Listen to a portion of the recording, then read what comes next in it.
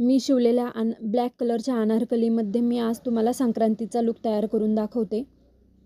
मी आत्ता हे गळ्यामध्ये मोत्याचा लांब असा हार घातलेला आहे आणि मोत्याचा लांब असा हार घातल्यामुळे मी वरती हार घातला नाही छोटा।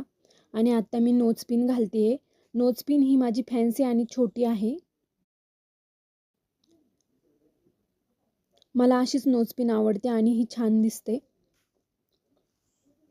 आता मी जे कानातले घालतीये तेही मोत्याचेच आहेत।